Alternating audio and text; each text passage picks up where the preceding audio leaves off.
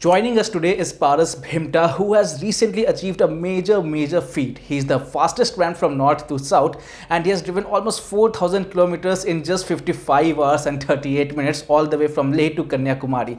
So Bhimta ji, how was your experience? And this idea is again very manic. So how did you come up with this? First of all, hi Shubhamji. So yeah, you're exactly right that it's not a cup of tea for everyone for driving such a long distance. But my but my motivation came from I love to drive long distance endurance runs. I appreciate the road conditions, different terrains. So that was my target. That how far can I push my body and my machine. So that target, the idea was in my mind since 2019, but the final preparations, because as we all know, COVID happened in between of 2020 and 21. So the final preparation started in early 2021. Then I started preparing for it. Then 4-5 months back in 2022, the final board preparations, final timings, kilometers, GPS, everything came out, and then the plan was made and dates were finalized. So that was the thing. First is the physical fitness.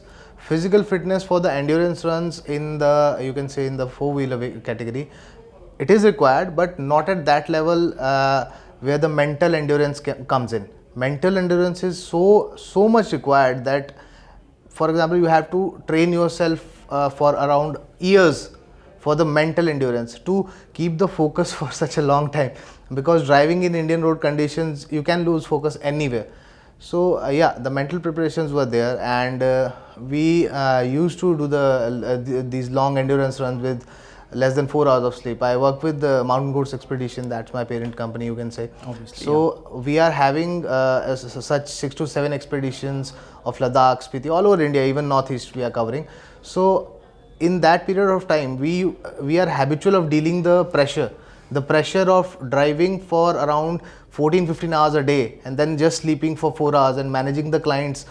Such we are doing on a regular basis. So the training was there, the platform was there, and yeah, I prepared and made a target, and then I achieved it. Okay.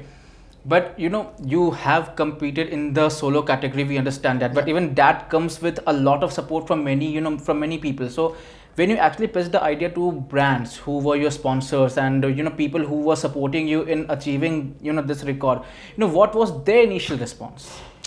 Yeah, so when I approached the brands, I firstly approached Yokohama tires. So they are my main sponsors for the event. It was powered by Yokohama.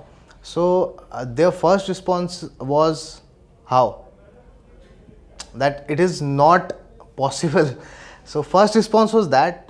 Then I showed them all the planning. I captured the videos for the planning, what I am doing. Yeah. I had the presentations ready. I had the map ready. So then they said ki yes, you can probably do it. So then they came in and then they sponsored. And that's exactly when they agreed to. Yeah, exactly. Okay. And since you rightly mentioned about the plan, like planning obviously is the most important thing, and strategizing, to be precise. So how did you strategize your expedition? Because there must be many roadblocks, managing traffic hours, rush traffic hours, and just give us an overview, and especially how did you manage a sleep cycle? Sleep cycle and planning. So planning and the strategy. So the timesheet, the final timesheet we have to make, because in mountains you cannot predict the weather. Yeah. That's the main thing. So let me give you a brief discussion. With all the planning I had done, that I chose the date of 20th September to start. Exactly. And I started at 3 p.m. in the afternoon. So my planning was perfect. You can say pinpoint that I will reach here in this time, then I will cover this distance. So that all went to bin. Oh. When in Pang, the road was blocked. There was snowfall in Barasla Pass. Oh. And the road was blocked. So all the planning was in bin. So that must have been a bummer for you. That was a setback for me, to my confidence, that I took a hit. Then I called my virtual co-driver. There was a virtual co-driver with me, that you were talking about the support, no? Yeah. So there was a virtual co-driver with me, Mr. Gaurav Sharma. So he guided me through phone. So I came back 15 kilometers in a truck because I cannot take my car out. It was totally stuck in the jam. So I called him that I'm stuck. So he said casually, so what? Do the reattempt. Road will open someday, today, tomorrow. He was super chill about it. Otherwise, I had called everyone there saying that that's a bad luck. This is not meant for this year. So there were mixed feelings. After that, I gone back. I had I came back to Leh, rested for 2 days, got my mindset right. We prepared another timesheet. Now the start time was 3 a.m. in the morning because the road was opening on 23rd. So I had planned every check post from Leh Manali. So I was in talks with Darsa check post, that is the road open, and I was in talks with Sarchu check post. On 23rd, there was a farmer protest in Ambala. So Ambala to Karnal was totally blocked. So I had to take a U-turn and then go to Hisar via Jind. Then I joined Karnal and there were total rain. So you cannot plan everything, you can say Obviously. that. Yeah. No, but I completely understand. It's the belief that gets you through, and obviously the will to do so. Also, since you already mentioned about your sleep cycle, so I have asked you this question again. How did you train for it? Training your sleep cycle, managing like the kind of rest and sleep that you took before you started your expedition, and also in terms of physical fitness. So how did you manage that? Sleep cycle, Shomji, as I have told you earlier, that we are half trained for this. But to drive and such a long expedition with only no one beside you, not on the co-driver seat, no car in front, no CB radios. So I used to train 2 or 3 months before the attempt. So when I came back from the latest July expedition, then I started practicing myself. I used to wake up for 48 hours straight, no sleep.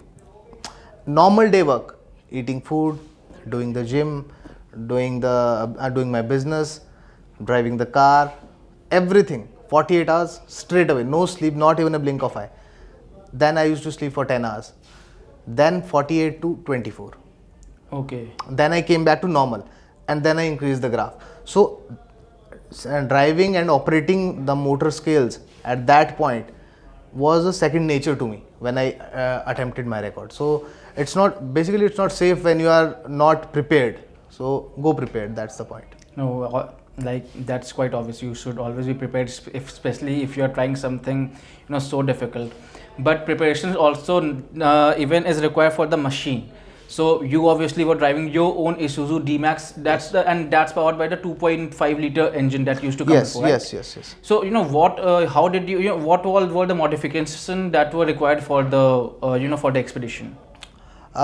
You see, as many opinions will be there that that's a highway run. 80% of the expedition is on the highways. So choosing a 2.5 ton truck is not a good option. Exactly why I asked you this question. And no one would have gone for a truck, and would have preferred instead of crossover or a sedan, especially for this purpose. There are two parts of this answer basically. So one is that's my personal vehicle and I am more comfortable with it, and other part is that it's a tank. It's not a car. It's a tank, you can say. You throw anything on the D-Max, anything. The way I have prepared it, you throw anything on it. Potholes, no potholes. Bumps, there are no. So in sedans also, if you have to maintain the speed, you have to watch for the curbs, bumps, little potholes, because your tires are so small. So, and to be very frank, Shomji, it was a marathon. It was not a sprint, it was not a drag race or something. So in a marathon, you need first of all reliability. Average speed is different thing. Speeds, you cannot go over the speed limit, no. So it's all about maintaining the average constant speed and cutting your own personal timings. That's why you break the record. Not ki you are overspeeding on the Agra Expressway and after that you are getting out of the car ki, wow, what a run I made. You cannot do that. You have to be consistent. So on that front, let me guide you through my preparations of Please, the Isuzu. So my Isuzu is not a stock vehicle. It's a tuned vehicle that's tuned by the GT Tuners Bangalore. All the preparations were made by them. So there's a good friend of mine, Mr. Monish, and let me tell you, Shomji, he's a genius. So he prepared my whole car.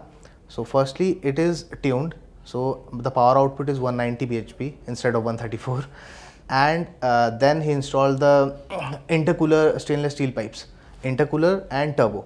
So there is no flex in the pipes. When you boost it, there is no power loss, nothing. And also he made me a custom down pipe, specially made by him, down to micron. The accuracy was down to micron. It's not the regular down pipe. I don't lose any boost pressure. There is no back pressure. Amazing. Lights also installed, many things, but the main things were the performance and the we control the exhaust temperatures. We kept it down by running the straight pipe system, and at the end he is using the HKS Ligamax for that. So it sounds good and it drives good. Performs well. Yeah. Let me tell you one incident. After getting off from the Nehru Outer Ring Road, I was so exhausted because I slept for 2.5 hours in Jhansi, and I had a half-hour power nap in Nagpur and half-hour power nap in Chandigarh. Done. So I was driving for 36-37 hours straight. So with so much less amount of sleep. So at that point, I was looking for hotels. I got out of my car. I said that this is not possible. The human body can't tolerate this. But there was a hope that someone is waiting for me. My last marshal is waiting for me for 2 hours. I am late 2 hours. So I said that let's do one thing. Let's reach Bangalore. We are not making the record. Let's maintain our pace. Let's reach Bangalore first. Then we'll see. Then Hari sir motivated me, and then he just basically slingshotted me to Kanyakumari. Okay, and just the last question. Now you have achieved this feat. So what's next for Paras Bhimta from here? Yeah, Chumji, that's a very good question, because it's the first step, you can say, that I have climbed. There's a lot more steps to go. So first of all, there's another record that is from Koteshwar to Arunachal Pradesh in the east to west. So firstly, I will do that attempt for sure, because I want all 4 corners to be mine. That's my target, first of all. Then for next year, we are planning with my team only, Mountain Goats Expedition, we are planning to break the group record for fastest north to south group. So that record stands right now on 49 hours. So yeah, because you cut the sleep, no? Obviously, you cut the sleep. So 49 hours. So we are planning to do it. So the plan is on the board, as I had done the record. So everyone is boosted up now that yes. So we will for sure for the next year, this is the basic plan. Rest we will see what happens. I'm sure, and all the best for that. Hope that we'll again meet after you have achieved that record. For sure. And thank you, Bhimta ji. Thank you again for speaking with us. Thank you.